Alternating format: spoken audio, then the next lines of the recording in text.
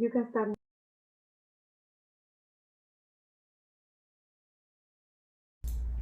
Welcome, everyone. Thank you so much for joining us. I love to see such a great audience at this hour. So good morning, good evening, good afternoon. My name is Elena Hub. I work with the Global Landscapes Forum, and I will be your moderator today. Very excited. Welcome to the expanded innovation space for climate action.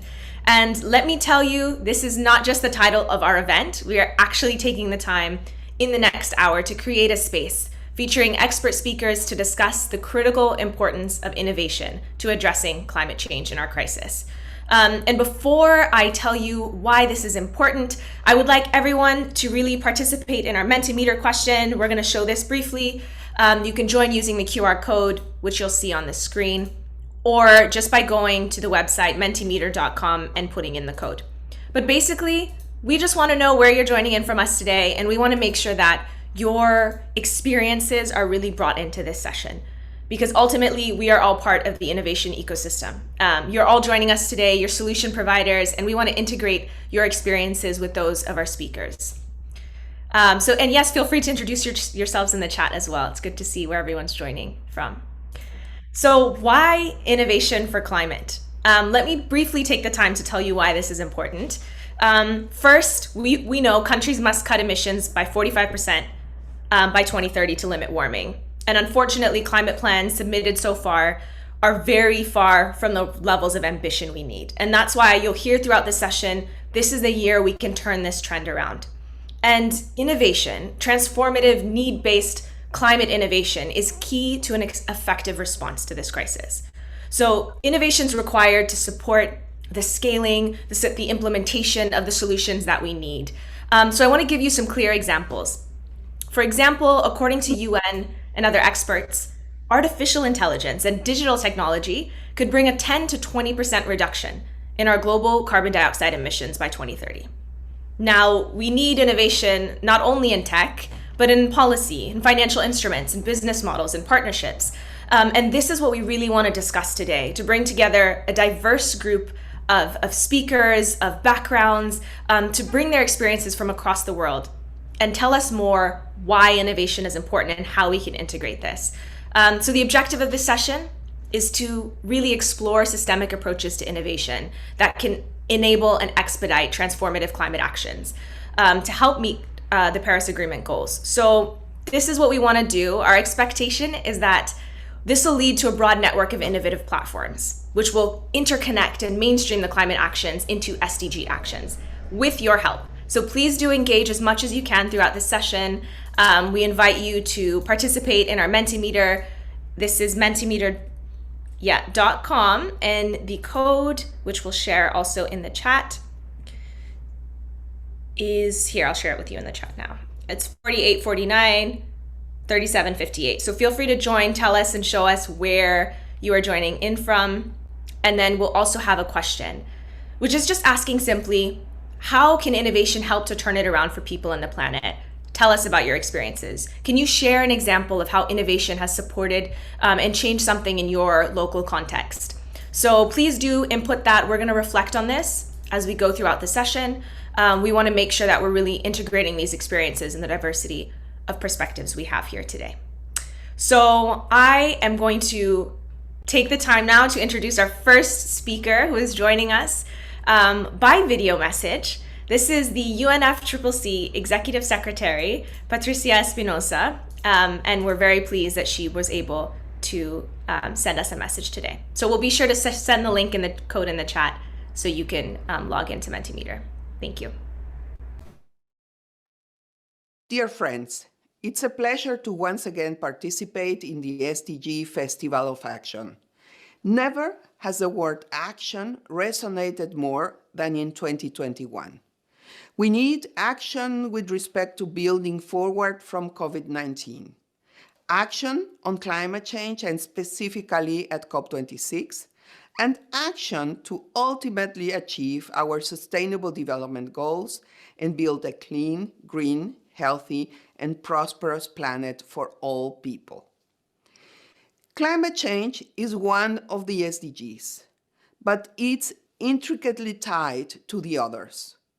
It's why, to reach our SDG goals, we must address climate change. It is our existential crisis, our global emergency, and it's bearing down on us with incredible speed, threatening lives and livelihoods around the world.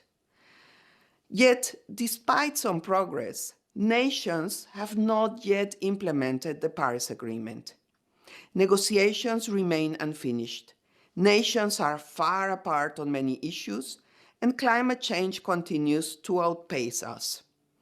The recent NDC synthesis report, measuring the combined impact of national climate action plans under the Paris Agreement, is a clear example.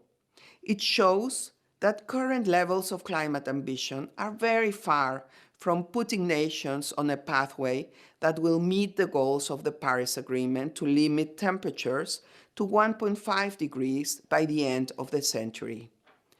At the current rate, nations will achieve only less than a 1% reduction in emissions by 2030 compared to 2010 levels.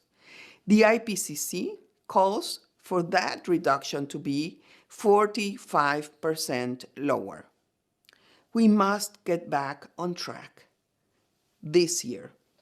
We can't achieve tomorrow's goals, whether we're talking about 2030, 2050, or beyond, without first completing the work of today. And that means success at COP26 in Glasgow this coming November. It's a crucial opportunity for parties to fulfill promises previously made, especially on NDCs and finance. Wrap up outstanding negotiation items. Raise ambitions in mitigation, adaptation, and finance, and bring state and non-state voices together to continue building climate ambition. We cannot afford anything other than an unequivocal success in Glasgow. It will be a credibility test for our fight against the global climate emergency, and we require your support. Moving forward, it's clear we also urgently need innovation and innovative thinking. This includes areas related to technology, but also with respect to policy, finance, business planning and practices, leadership, capacity building, adaptation, and much more. Innovation has helped humanity overcome incredible challenges throughout its history. But we've never addressed a challenge as big as climate change and as diverse as those reflected in the SDGs. That's why we need disruptive climate solutions at a quicker pace than a traditional innovation cycle. We also need multilateralism to facilitate this work, not by governments alone, but by what we call inclusive multilateralism, which also includes non-state actors. Isolated action is simply not sufficient to meet the scale of the transformation required. I'm not talking about inclusiveness in name only. I'm talking about ensuring the most vulnerable are a key part of the innovation process. Solutions may be restricted by money, but good ideas are not. The world needs to hear them. This is especially true of women who are often impacted the most by extreme weather events, but get to contribute the least to climate change solutions. Ladies and gentlemen, dear friends, UN climate change will continue to play an important role fostering this collaboration and in hearing from a wide range of stakeholders such as yourselves. And I will continue to call on countries and civil society that have already developed innovative climate change solutions to share their knowledge and approaches with other nations. But most of all, we need you. We need your ideas, yes, but we also need your passion, your drive, and your commitment to finding new and innovative ways to address climate change and humanity's other shared challenges as reflected in the SDGs. I call upon you to heed the call of these times, to capture the opportunity offered to only a few generations and to build a clean, green, healthy, and prosperous future for all. Thank you.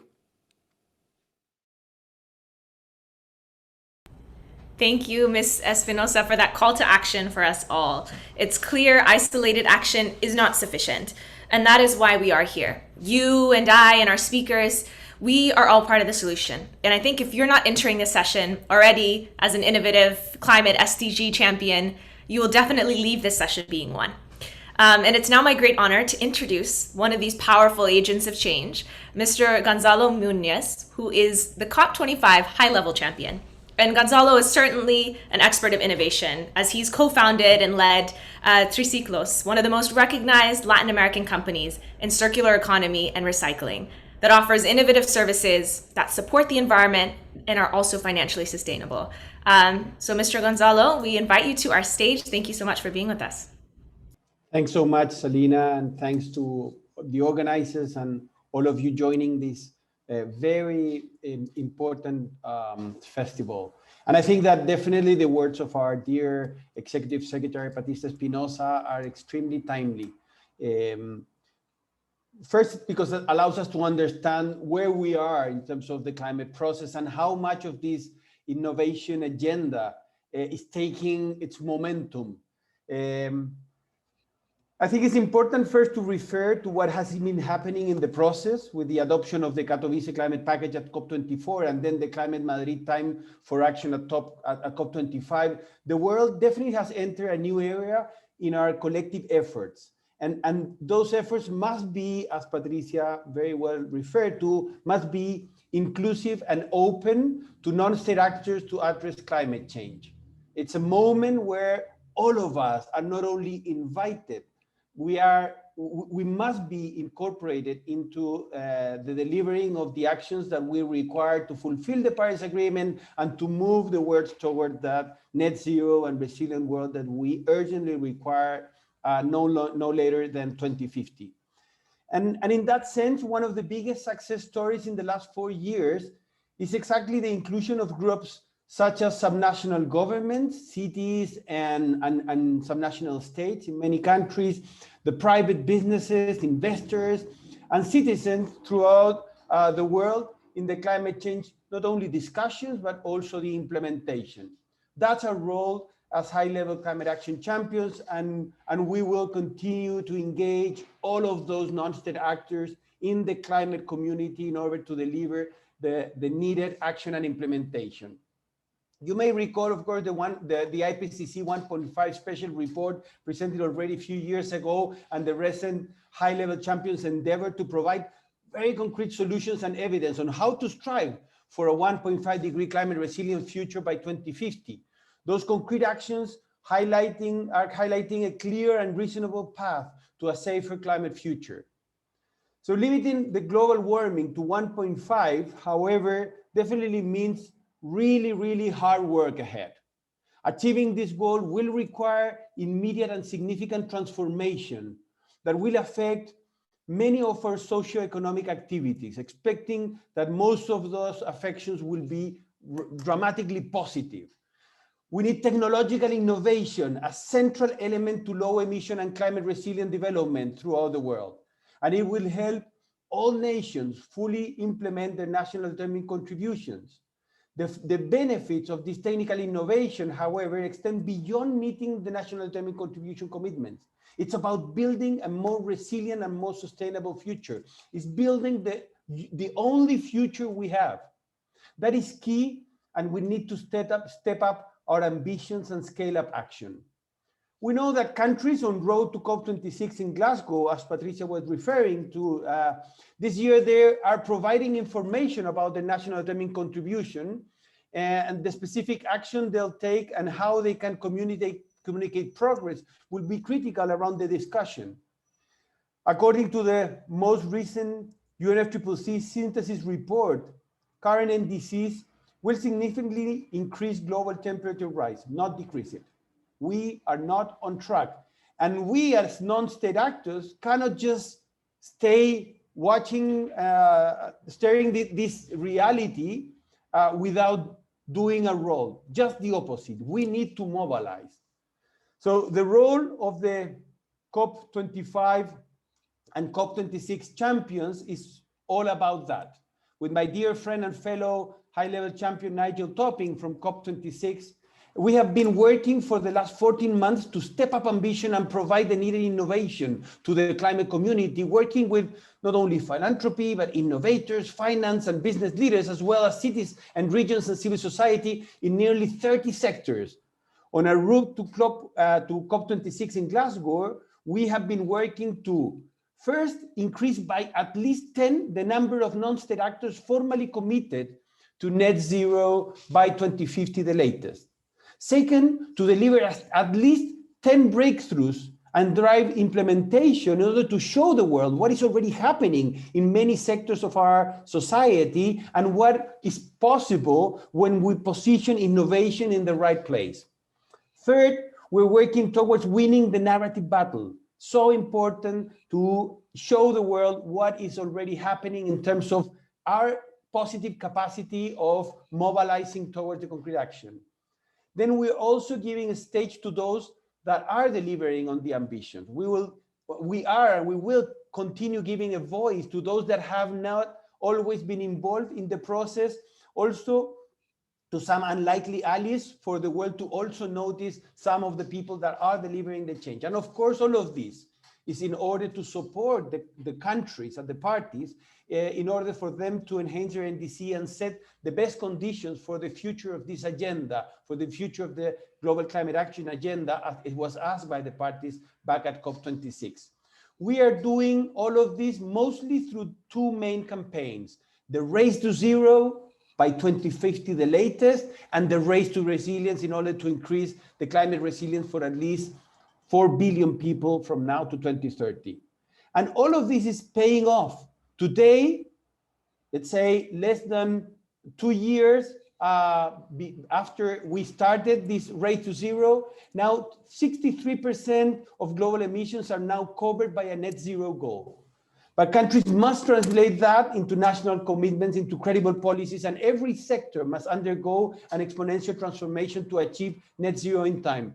So the world has been changing in terms of the commitment. Now it's time to mobilize that much faster in terms of the implementation of the innovation.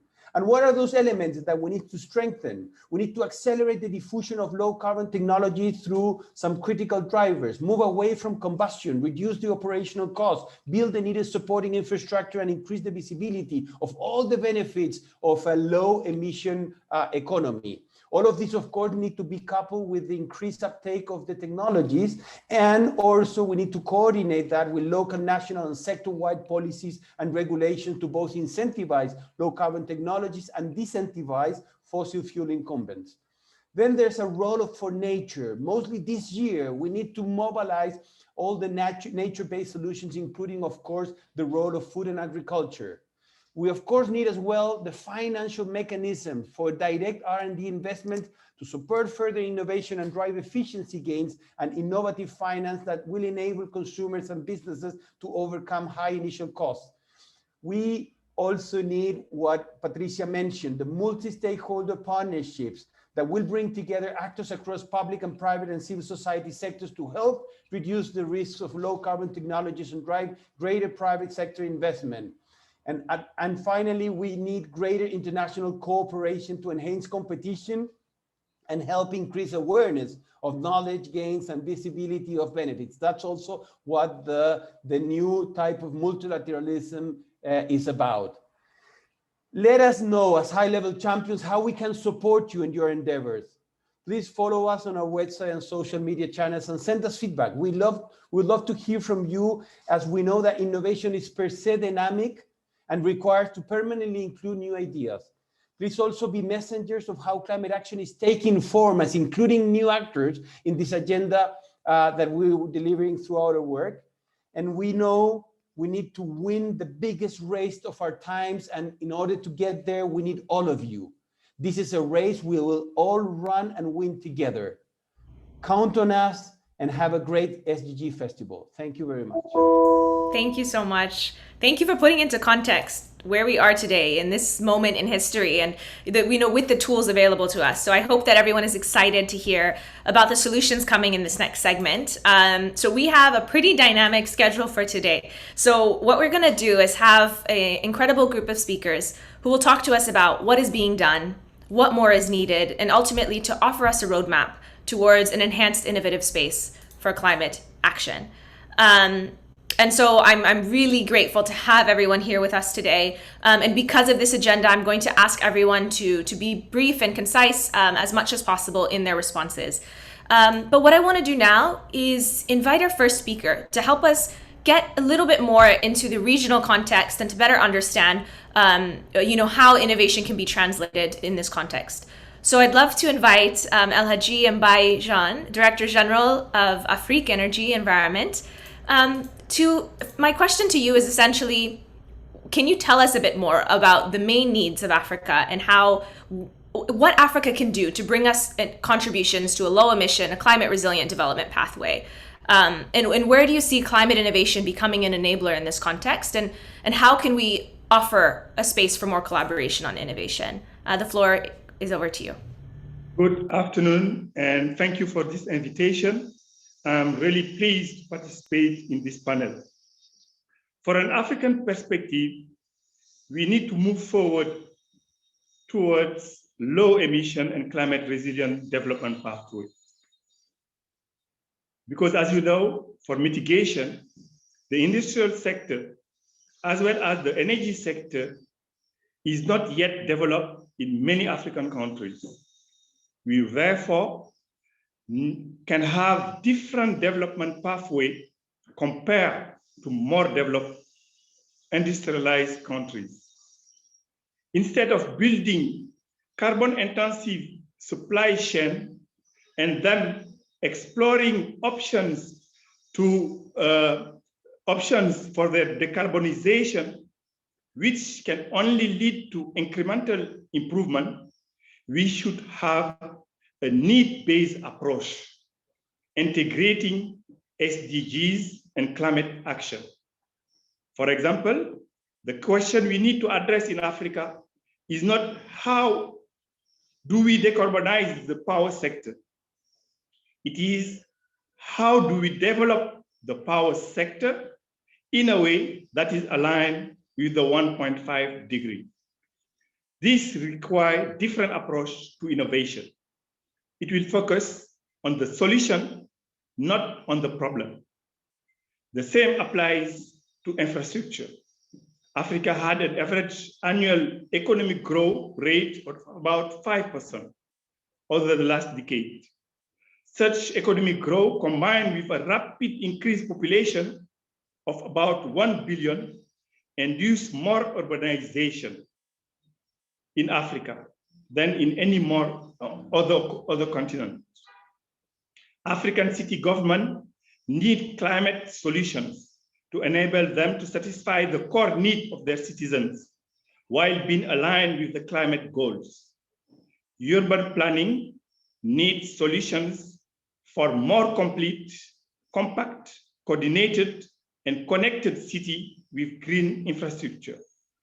In other words, we need a disruptive innovation applied to sectorial systems, which is a demand-driven technology change leading to significant system change and characterized by strong exponential growth.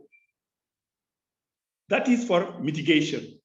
When it comes to adaptation, in addition to action on drivers of impact that can reduce the exposure of countries to specific Asia, innovative way to satisfy the population's core need is required, reducing their sensitivity to impact as well as enhancing their capacity to adapt and cope with the impact.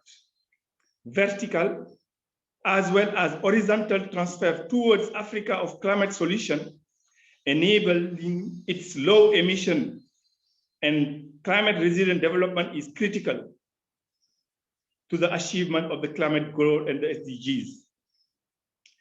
And Africa can bring a real and important contribution to low emission and climate resilient development pathway. Because Africa can and should also contribute to vertical development of climate solutions and their transfer to the rest of the world.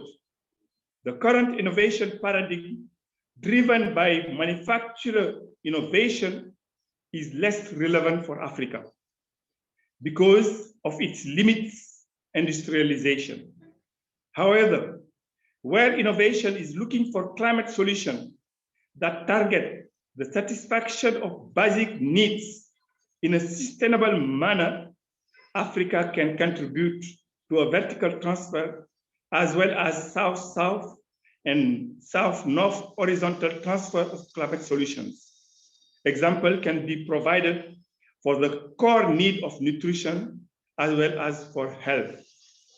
Research to optimize the use of medical plants as well as to develop low-cost monitoring of the quality of raw material and the final product, followed by the certification, could add a lot of value, including the conservation of trees, enhance adaptive capacity for communities, and low emission solutions to health. The same applies to shelters. There are construction solutions that reduce the heat load of a building while using a low carbon footprint material. Research to apply this climate solution to a broad range of buildings, including multi-story building, can lead to south-south and south-north horizontal transfer of climate solutions. Innovation can also build on practice of sharing and circular economy. However, to tap on this potential for innovation, we need to have a scale-up demand for the related climate solution, facilitated the development of startups working on them and enabling their access to venture capital. And how that climate innovation can be an enabler. A multilateral climate innovation agenda with cooperation among nations and across all stakeholders, policymakers, corporates, universities, research institutions, financiers will be an enabler. And we have seen if we have a clear demand for climate solution, like we had for the COVID, that can be addressed. And lastly, how can we create that space for collaboration on innovation?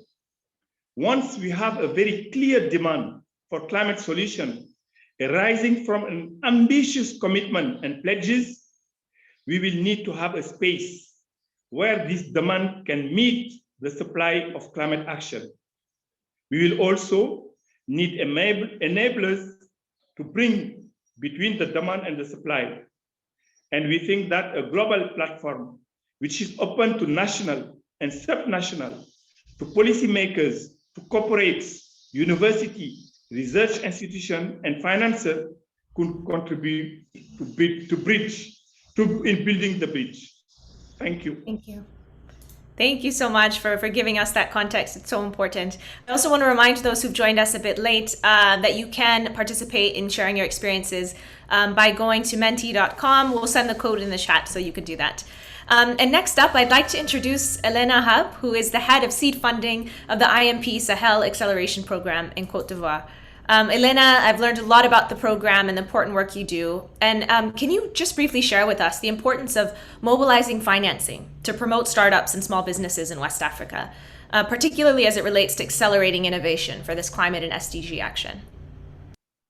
Well, first of all, thank you very much for the invitation to participate to the panel. And thank you, Selena, for this wonderful question. So I really think it's important to start off to contextualize the question and to speak about the realities on the ground. So for micro, small, and medium-sized businesses in sub-Saharan Africa, we're talking about an estimated financing gap of $331 billion, with smaller and younger firms, which are going to be facing the bigger financial gap in this. So on top of the fact that these businesses lack early stage financing, Sub-Saharan African entrepreneurs also face challenges that are related to political instability, currency risk, a difficult business environment, a small talent pool for management teams, and underdeveloped entrepreneurial ecosystems, just to name a few of the challenges. So these are all elements that are common to entrepreneurs working on the continent. But when it comes to climate innovation entrepreneurs that are also based on the continent, you have a whole other layer of challenges that you have to add in. And what you have to understand is that most markets in which these businesses operate are not accustomed or don't yet have a demand for green products. What it means for an entrepreneur is that whatever climate innovation product you create, you will have to actively work to build your market. And then in turn, what that leads to is a slower growth rate business model. You're going to need significantly more working capital or R&D capital. And you're also going to be faced with fewer exit opportunities. The reason why I'm saying all of this is because most of these elements mean that for private funds, typically for most of them, they won't be able to afford to finance these businesses because private funds need to make a significant return in a short period of time. So these climate innovation businesses don't look as attractive to them for the moment because of all the challenges that I've named. So to answer your question, we need to finance climate innovation in a way that brings patient capital to the table. We've heard about it from different speakers before, but the idea is that you want the stakeholders that want to see social and environmental impact through their investments, and you want the stakeholders that can afford to either wait for a longer return or that can have a lower market return. We need to have those people come at the table. We can't afford anymore to have anyone sit out of these collaborations. And so we need to create the kind of multi-stakeholder partnerships that have blended capital solutions that take into account the realities of entrepreneurs that are based on the continent, and especially climate entrepreneurs that are based on the continent.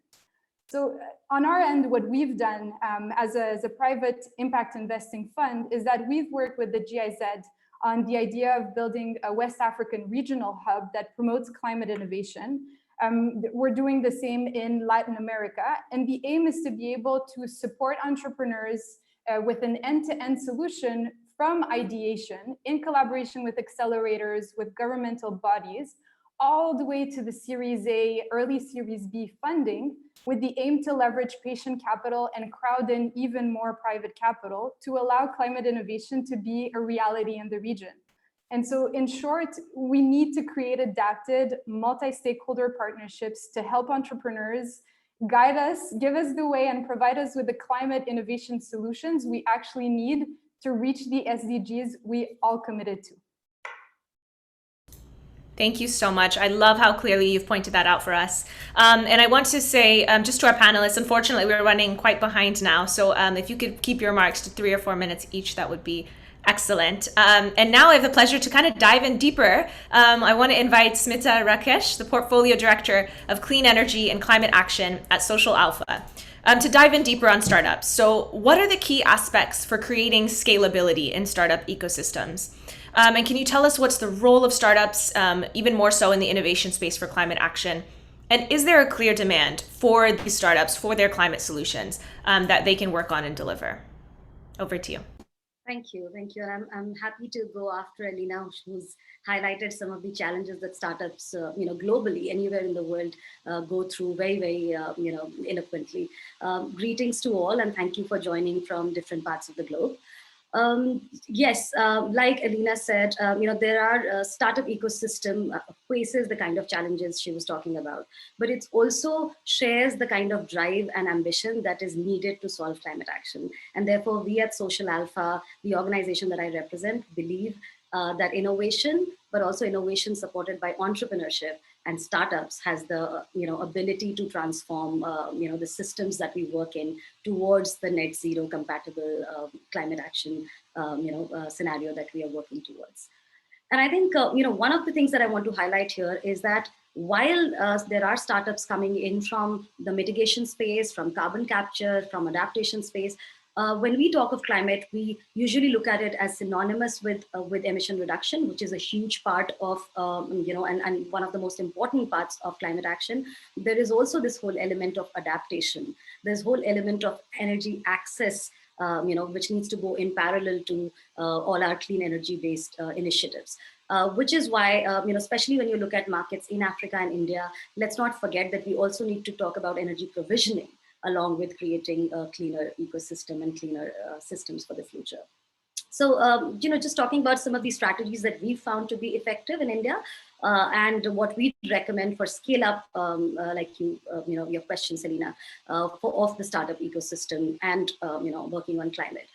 The first and the foremost is actually prioritization, and prioritization by all stakeholders, not just of technology gap areas and sectors, but also of markets that are poised for growth, and markets that will show the highest sort of impact as well as potential for scale. Also, Elena talked about end-to-end hand-holding. The ecosystem is often broken, and therefore filling in the gaps from the early stage innovation all the way to scale up and growth is extremely, extremely crucial. The availability of finance. So I will re-emphasize patient, low-cost capital in the early stages, but also in the growth stages. And I think what I'll add to what was shared earlier is that there is a need for investor alignment to, with blended financing to support capital at all stages, but also to make sure that we are acting as funnels and pipeline to, investors downstream. And then another very crucial area is just bringing the ecosystem closer, which basically means, we often have, even while addressing climate action, we have conflicting agendas which need to come in more complementarily. And that would reduce substantial amount of transaction cost and time because we don't have enough time. So for example, building in, due diligence and all kinds of credibility check within the, work of our other stakeholders so that we can quickly transition a solution from one space to another. And also working across, global markets and opening markets internationally to widen the scope and horizons for, startups to scale up and quickly, deliver on the kind of promises. But one of the most important things here that remain is also articulation of the impact potential with credible assumptions, given that these are early stage startups and most of, climate action potential rests within the early stage innovation. And there it is very important for us enablers to back them with accepted framework as well as methodologies for correct articulation of the impact potential that can help them attract the right kind of climate-focused finance, but also any other kind of ecosystem leverage and support. So I'll pause here, but I'd make a strong case for startups operating at the niche level and at the microcosm level, triggering and catalyzing more often than not a regime and landscape level change. Thank you. Thank you so much. I'm really glad that we're diving in on this topic. Unfortunately, UNIDO has been, a leading stakeholder when it comes to supporting startups. And I'm pleased to introduce to you Tarek M. Taira, Director, Department of Energy at UNIDO, who can talk to us a bit more on this. So I would love to know, we talked about the energy sector, it needs a transformation. What do you see as most needed for innovation to effectively drive the climate solutions we need for the energy sector specifically? Over to you. Thank you very much, Selena. It's a pleasure to be here, and thanks for the question. Rightly said, the starting point, I think, to contextualize this question is that we do see the need to expand the innovation space, as the title said, because we believe that every nation and every country can participate in that innovation space to accelerate action on climate and also on the transformation of the energy system. So that's where UNIDO has been sort of quietly active on that innovation space, in enabling that innovation space in countries where we don't think that there is a room for them to participate in accelerating solutions and innovations. But let me start by saying that there are 5 or 6 major areas in which I think I can sort of label them as recommendations for actors that are engaged around building that innovation space to accelerate the energy transformation. The first one I want to highlight is governments and policymakers needs to have what I call mission-led innovation policies that look at exactly sort of the system transformation in the energy, enabling policies and regulatory framework to catalyze and trigger solutions around the big problems related to the energy system. This is combined with a focus on a broad portfolio of interventions linked to the energy sectors. And here the energy sectors intersect not only across industry or power sector, but also has an adaptation dimension, population, urbanization, food shortage, all that can intersect with the energy sector. So we're inviting countries and government to look at a broad portfolio of innovation. I think the third area also mentioned earlier and highlighted in the statement and message from Spinoza was on innovate across multiple layers. The ecosystem can enable us to think of not only the technology side, but financing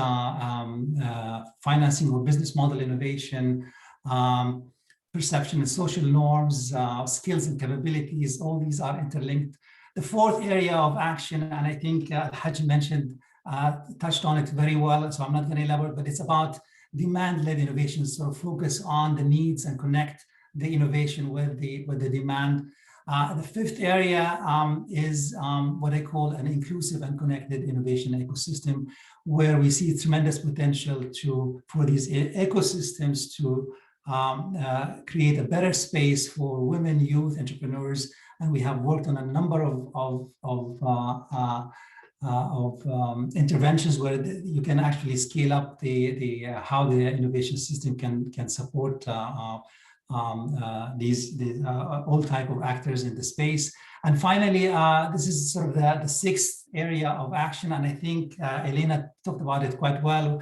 It's called the investment in market readiness, so I'm not going to take much time, but just to highlight it again, it is one important area where entrepreneurs needs to and we need to bring the right amount of technical support, but also the patient capital to help innovators and entrepreneurs in what I call frontier markets, difficult markets that the demand is not yet there. I think these are 6 areas of recommendations where tackles what I call the ecosystems, where not only governments can play a role, but a host of other multilateral and local actors in the clean tech or the clean energy innovation space. Thank you, Selena, and back to you. Thank you, Tarek. It was a perfect summary and kind of an overview of what we've been discussing. And what I'm happy to talk about now is we get to talk a little bit more about this missing piece, the finance we were talking about. So I'm pleased to introduce Elke Pfeiffer, who is a senior project manager at the UN-convened Net Zero Asset Owner Alliance at PRI, the Principles for Responsible Investment, doing some incredible work, really choosing to focus on actual societal impact. And your work with financing the transition is particularly interesting. So I want the audience to get an understanding of what is needed for mainstream finance to actually invest in the development, the scaled up deployment that we've been talking about of these climate solutions. Over to you. Thank you very much, Selena. Thank you very much for inviting the UN-convened Net Zero Asset Owner Alliance to this fantastic event and panel. So climate change is the defining challenge of the 21st century, impacting societies, environment, economies. The Net Zero Asset Owner Alliance had been founded September 2019 as asset owners realized the importance of their role to shape low carbon economies. The Alliance takes a bold and science-based approach to transitioning the economy. Members have pledged to facilitate decarbonization by making their own investment portfolios net zero by 2050, setting short-term interim targets. We need to act now. So all stakeholders, policy, real economy, financial industry, and civil society needs to collaborate to tackle this monumental task to decarbonize the real economy and to spur climate and sustainable solution technologies and innovation. This transition to resilient economies will spur growth to the benefit of all. A just transition must be ensured, also considering the development phase of countries. So the costs and benefits must be fairly distributed. Financing transition steers financial flows into greening economies. Therefore, asset owners need to understand the innovative developments, but also existing nature-based solutions which are not on their radar yet or not yet structured in a bankable format. So transparency and spreading knowledge is key.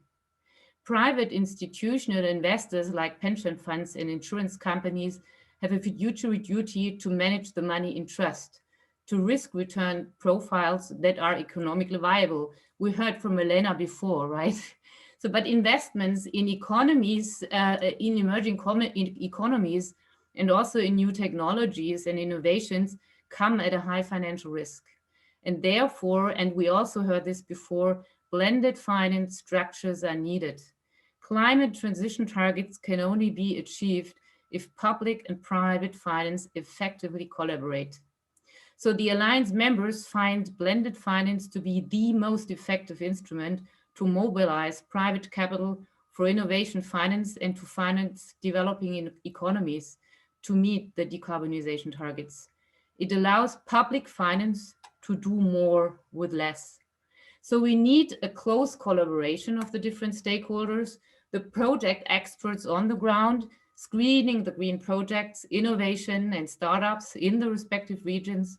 We need the asset managers building the structures, diversifying the risks, providing scaling, the donor community taking the highest risks, and finally, the private investors for scaling and accelerating. Therefore, the Net Zero Asset Owner Alliance published a call to action to asset managers for blended finance vehicles. The idea is to collaborate with innovators, asset managers, with governments and development banks to commonly scale up sustainable solutions. The launch was very successful. We now work through the submissions. In addition, the Net Zero Asset Owner Alliance published a tender for a digital roadmap only a couple of days ago. The idea is to provide a platform with relevant information for investors, linking climate solutions with investment opportunities, providing transparency, helping to navigate through the opportunities. So the financial sector can only be successful if the real economy transforms to net zero. We need to see honest commitment, public disclosure of CapEx plans, and we need to see action now. And most important, we need to see smart policies and regulation to accelerate the development of new technologies, a phasing out of coal, cancellation of fossil fuel subsidies, and carbon pricing is needed. Only then we will have a fertile ground for sustainable, economically viable innovation and technologies, which are urgently needed in all regions for this systemic change. Thank you very much. Back to you, Salina. Thank you so much. I feel like this was the perfect way to really round out this first half of our event. And what we want to take a moment to do now is integrate the perspectives of you, the audience. And I already see so much happening in the chat, questions around scale and the challenges of doing so with startups. And what we want to do now is actually to come back to our mentee. And I want to invite Dennis Pamlin to join me and reflecting. Welcome, Dennis. I think you're here. Yes, I'm here. Perfect. So the first question, where are you joining us from? I love this. The Anthropocene. I think this is so reflective also of the new generation who consider themselves to be guardians of the global development rather than just look at the obvious. If you would go back 10, 20 years ago, everybody would just have answered the country. But really that you're joining us from the globe, this joint place where we're living on. I think that's fantastic. No, I absolutely, I love it. I feel like it embodies what we've been talking about today, that we're living and joining us from all different places, but there's a commonality to our experience and where we're at in this moment. So the next question we want to go to is the one on your experiences. How does innovation turn it around for people and the planet? Oh, there are so many responses. Yeah, but I think it's also, we've seen that in the, as you said, in the chat, in the question and answers, and I think it's really a highlight how this new initiative from the UNFCCC is also capturing something that moving away from looking at this as a problem to really focus on solution providers. And also, as the speakers earlier told us, that really put the need in the center of this discussion, not just the current systems that are problematic, because it just opens up your mind for what is really needed in society and how we can engage around that. Because by the end of the day, I think it's quite clear that climate is not a technical issue. It's a human issue. It's about how we can provide a good life for 11 billion people on the planet. This being one challenge, of course. And you see all these ideas, and I think also it also reflects what I think is one of the big challenges. It's that we want to have one or two solutions, or a couple of big solutions. But this just shows the multitude of solutions, that we need to have what the UN or the IPCC calls sort of a more aggregated and distributed solution agenda, not just trying to look at some huge technology solutions, but really embrace this distributed approach to solutions. So I think this is just reflective of that, because the solutions coming in that's popping up in front of our eyes here now is just showing that it's about policy innovations, legal innovations, economic innovations, and it's local innovations that is mixed by large scale innovation. So I think that's really exciting, and we haven't really had a space for that, because the space for climate solutions had, to some extent been dominated by the large polluters and how a guilt on how to address that. But this is the world of joy and providing all these solutions in so many different new ways. No, I very much appreciate that in this constant in nearly every response, or in many of them, you see this transformative, the system thinking about the pathways and reimagining, and I just appreciate that framing as we go into the details, as we go into the sectors and think about what needs to be done, that we also just understand what change we need to see at a macro level.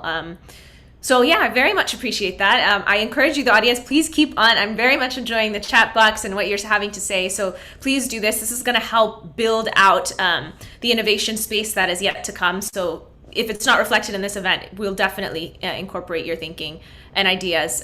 So what I want to do now, this next segment, we're going to talk about some of the questions you had. What is the role of the local, of cities, of activists, of young people, and to go even further in some of this climate innovation aspects as it relates to energy. So I want to now introduce, I guess, this next cohort of speakers. And first up, we have Jenny Johnson, the head of Secretariat for Mission Innovation.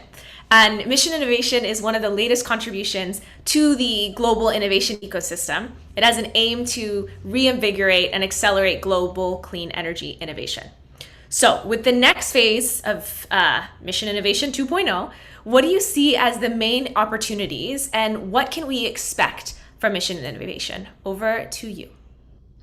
Thank you very much. And I'm really delighted to be here. I think this has been a fantastic conversation, and I think it's always really inspiring to hear about the variety of different approaches that are out there, and the level of ideas that are coming through. So just want to echo some of the comments that Dennis and you made there in that sort of discussion of the Mentimeter comments. So just want to give you a little bit of a sense of Mission Innovation, what it's about, the change that I've seen in the landscape over the past 5 years in innovation, and where the governments that are part of Mission Innovation are hoping to go in the future. I can't unfortunately say too much about the second phase of Mission Innovation, which we're going to be launching on the 2nd of June. I'll give you a sneak preview, but that's really going to be a moment around innovation on the road to COP26, where governments will be setting out their plans for the future. So I really hope some of you can join that as well. So Mission Innovation was launched at COP21 alongside the Paris Agreement, and with a recognition that accelerating innovation was really essential to achieve that, and that it needed to be a partnership, not just of the richest countries, but of a broader range of countries who could bring perspectives on different challenges, different energy transition pathways, and share knowledge, but also show to the world that they're really committed to investing in innovation and driving towards new solutions. The main commitment at the time was around investing more money in clean energy innovation, so doubling the investments at the domestic level. And over the past 5 years, member governments are increasing about nearly $5 billion annually in clean energy innovation. But I think the value of mission innovation has been much more profound than that. And I think we've heard that from other speakers as well about what's needed. So it's been about strengthening the relationships, building networks between different countries, building trust, understanding each other's challenges and priorities and approaches to solving problems and developing solutions. And I think that's what really has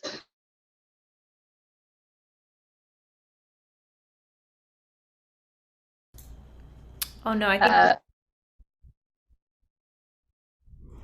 maybe Jenny's made it back. We're losing you. You're breaking up a bit. So yeah, I'm not sure if we'll still be able to hear you. I hate to move on, but that might be best as your internet stabilizes. But I really appreciate that. And I think for everyone to the audience, you can learn more about the 2.0 mission innovation as they launch. So please do look for the information on that to better understand what's happening in the space. So what I want to do now is bring on Anna Him, the climate change analyst at the Ministry of Environment of Panama, to talk about something that is always discussed at these festivals and these moments for civil society engagement, which is young people. There's a huge opportunity for young people to drive the solutions to some of our pressing development problems, drawing on creativity, innovation, a fresh perspective, a new view of the world. How can this be capitalized when it comes to the climate agenda? Well, hi, Selena and everyone. Thanks for inviting me to this panel. It's a pleasure for me to be sharing with all of you this stage today. And thank you for the question. First of all, if you're serious about solving this crisis, mechanisms must be in place to allow you to get engaged in climate policy making from early on. We as young people are full of ideas, creativity, energy, and most of all, we don't have fear. And literally, our future is at risk. So we lose more if we don't do anything. Climate change, I consider it to be our fight. And for us to ensure some kind of future, we need to start building strong and sustainable foundations. And the only way for this to be capitalized in the climate agenda is by opening opportunities for the youth to formally study and have a workplace to develop and implement their ideas. We need to remember that the forces and systemic problems that paved the way for this crisis are the same forces holding together archaic bureaucracies that are outdated and often inoperative. However, I firmly believe that if we revitalize these institutions by injecting young people across ranks, we have a better shot at fixing this crisis and preventing its worst consequences. And also we ensure somehow that future generations have people with motivation and energy to transfer the knowledge. A good example that I can highlight is that in Panama, under the Reduce Your Footprint National Program, we aim to have an internship program that will help enhance education and work experience in this subject. And well, I myself, I'm a proof that having an opportunity to be an intern and work hand in hand with seniors, juniors, and other interns gives you the possibility to scale up with your ideas and effort and become somehow an inspiration to other young people that believe that they don't have a space in the subject. Lastly, I would say that it doesn't matter where are you, it doesn't matter where are you from, what career path you chose, you can be part of the climate action. And we need to start thinking that we are in this together. And I know this sounds super cliche, but yes, and we need to do this taking into account that the knowledge of the seniors, but also start validating the knowledge of the youth, us. Thank you. Thank you so much, Anna. I very much appreciate you coming here and giving that call to action and representing that voice to ask for more formal pathways and thinking of ways that we can really support and encourage more perspectives from young people at an earlier age, I think, too. I'm loving to see teenagers get involved and to be able to develop their thinking at that level. So what I want to do now, I saw some of people talking in the chat about the local, and we know that cities have played an incredible role, depending on the country and context, in really incubating, nurturing, promoting activities to drive climate action. And so I want to invite Amanda Eichel, Executive Director of the Global Covenant of Mayors for Climate and Energy, to our stage. So cities are not only sources of emissions, they also provide markets for a new generation of innovations. How do you see a stronger role for cities as solution providers? What's your perspective? Oh, thanks, Elena. And just before I start, I do also want to recognize a couple of things I've heard around today, that just looking at the group of people who you've brought together today gives me so much encouragement that we are really moving towards multi-stakeholder collaborative approaches to innovation. So just to congratulate you on approaching it in this way from the start.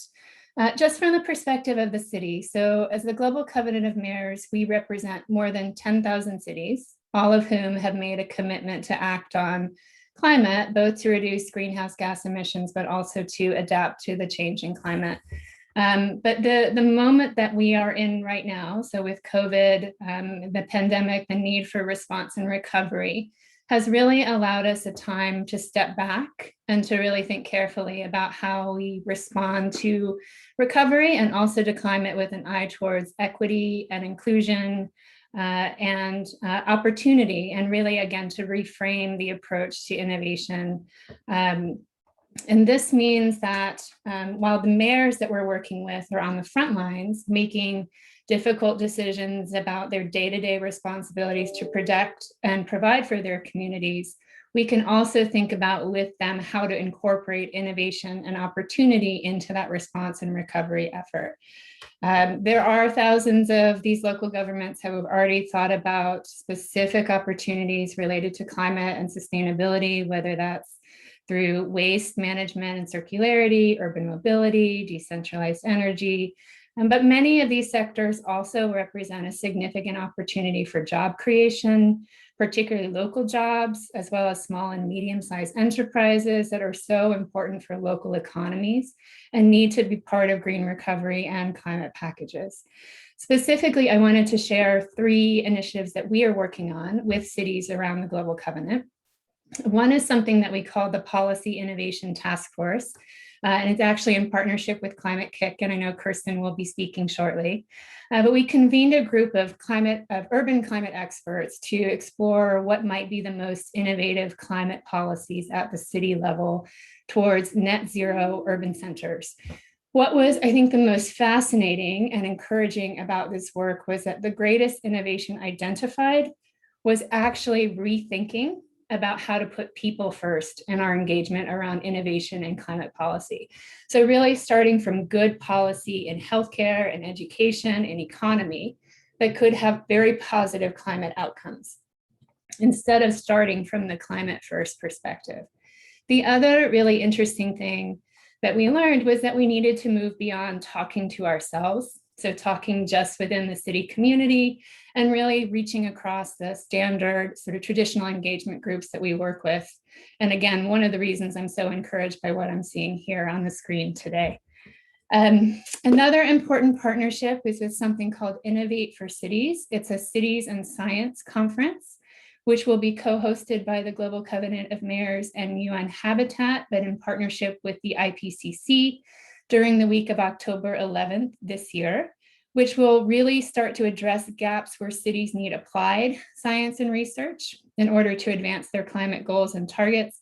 But again, we're seeing a coalescing around this nexus between science and innovation, particularly social and policy innovation. And finally, we just heard from Jenny, and I know her feed broke up, but we're very excited about a partnership that the Global Covenant of Mayors has with Mission Innovation.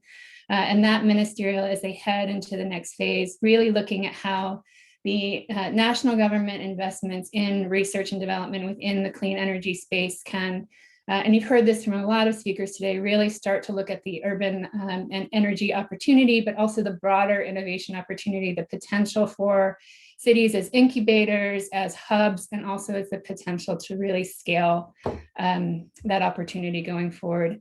And then just to close, and I know we're running short on time, but just to sort of plea to I think for all of us that we're really needing to move from the sort of concept of more commitments to actual implementation and action on the ground. And I think, again, so encouraged to hear so many really viable solutions from other speakers today. So thank you.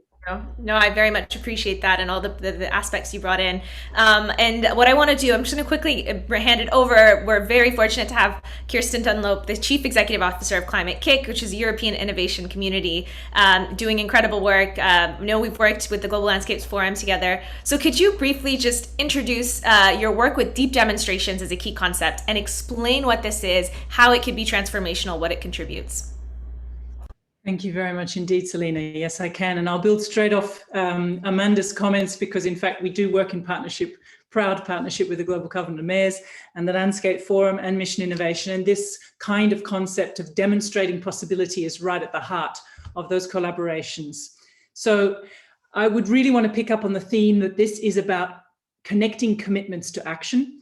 Action requires innovation. And I just want to remind us why, because the scale and the complexity of what we need to achieve and the speed at which we need to achieve it is so vast, and that creates extreme uncertainty for all of us in every part of the world. And that means we need innovation, not just because innovation gives us solutions, as we've heard from everyone, but also because innovation enables us to learn.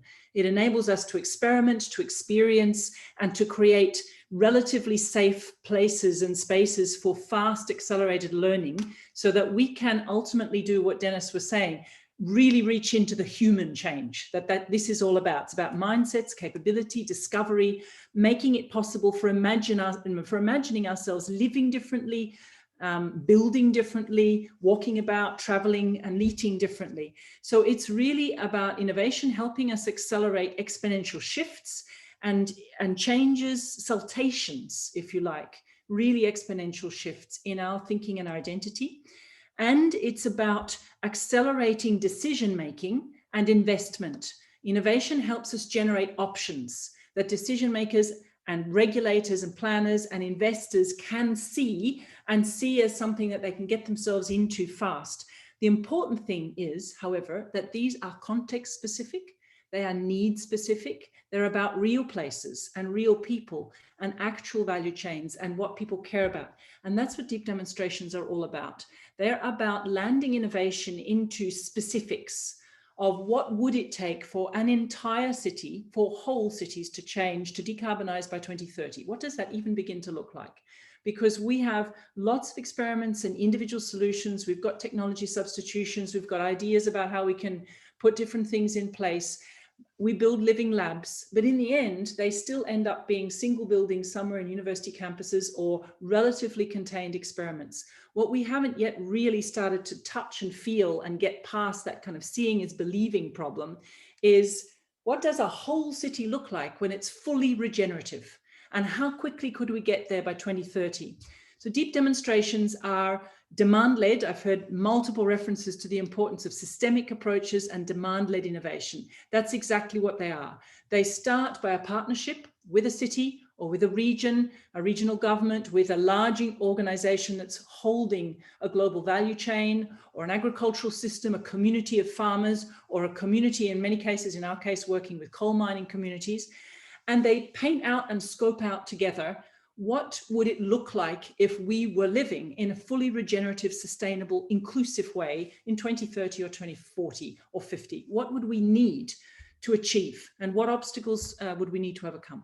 And then that sets up a scope for putting in place a whole portfolio of innovation, not one or two solutions and not kind of competing them against each other to work out what's the winning solution that might pick up the most venture capital on the market, but assuming we don't know. So let's put in place every conceivable thing we can find that might be relevant to that culture, that identity, that set of assets and resources, and connect them up. So implement multiple projects, multiple initiatives, and connect them by a mechanism of active orchestration, really seeking to learn, to pull learnings out. This group of people, for example, we work with, say, cities like Madrid, Milan, Amsterdam, a group of people in the Amsterdam red light district who've turned the red light district into the green light district. What are they learning from a group of people living over the water who are playing around with whole new solutions for nature-based solutions for waste and water? And how could you connect that up with a new set of planning laws that help citizens generate electricity off the roof of government buildings, because in Amsterdam, the roofs are too narrow to generate enough, and so on. So connecting all of those things together and then connecting the experience of innovation to decision making. And that's really the essence of it. It's about co-determining our discovery and our exploration and our acceleration of learning through innovation, and connecting it up to investment, to decision making, and to the important kind of movement building, political commitment building and implementation securing spaces like the UNFCCC, and this extraordinary opportunity to shift the dialogue towards radical collaborations and towards capability. And I think I just finished with saying, when we all say systems innovation and systemic change, we're naming something that intuitively we begin to understand, but practically it is incredibly difficult to do. It asks us to work against every single thing we've been taught, to mechanize, to compartmentalize, to categorize, to break it down, to turn it into individual deliverables and bankable projects and incentives. This is asking us to go wide, go deep, to work with people we don't know, to trust across silos and boundaries. It's incredibly difficult, but it is the most important thing we can possibly do. And deep demonstrations are about giving us the hope of experience and seeing possibilities and accelerating and leaning into them. Thank you. Thank you, Selena. Thank you so much. There's more information in the chat for those who want to learn how to do that and what's being done. And I apologize to the last speaker. I'm going to ask you to be brief. If you can keep it to 3 minutes so we can close on time. And this is Ilusca Bustamente, the member of a Youth and Climate Change Organization in Panama. Very happy to have you today. And we want to know, what's the most climate innovative initiative that you've come across as a young activist? Over to you. Okay, hey, hello everyone, and thank you for the space here. Well, as a young climate activist, I try to be up to with the incipient technology and innovations, especially those pertaining to the significant reductions in emissions, and those that provides the necessary tools to the most vulnerable communities to face the consequences of climate change. And many are the initiatives that have generated great interest in me and have made me analyze how they can be replicated in my country. The Big Valley project is an initiative that works with solar-powered smart recycling containers that accept cans and PET1 plastics, and it relies on artificial intelligence to determine when the container is full, which allows the better use of the resources. On the other hand, a large scale of project is that of floating solar energy plants currently being implemented in China and other countries. And this project allows for the use of fairly or completely unused areas, such as urban canals, lakes, and seas. And this is without a doubt an idea that I really would love to apply or implement in my country, especially aimed at the dry areas where the water evaporation is critical and high volumes are required for the population and for the productive activities. Additionally, I want to briefly highlight the work done by a group of young Panamanians whose project Iluminando el Futuro, with support from private sector, give training and solar-powered lamps to remote communities in areas of difficult access. And this project contributes to the improvement of the quality of life of family, especially the boys and the girls in the rural areas, to be able to continue their studies, and thus helping them to break or close the bridge of education inequality and giving them better opportunities in the future. Thank you. Finally, go ahead. You have 10 seconds to wrap up if you can. Thank you. Okay. Finally, I would like to end by saying that clean energy has multiple aspects that are beneficial in the face of the climate crisis, and thus I think that knowing how to apply it is the future and is the present and the future of the environmental protection and of our well-being as humans. Thank you so much. I very much appreciate it. I just want to hand over briefly to Masumba to give us a wrap up. I appreciate everyone. Thank you so much.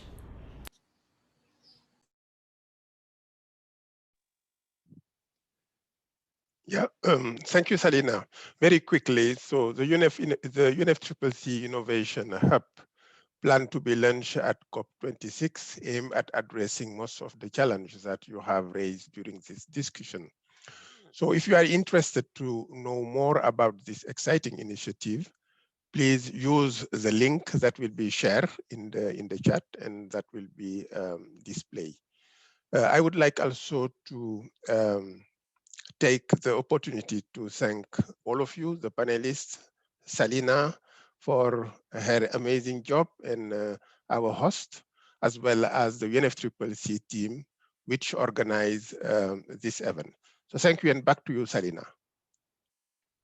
All right, I don't have much to say. I just want to thank everyone for the attention, for being with us, and please do be a champion for innovation moving forward.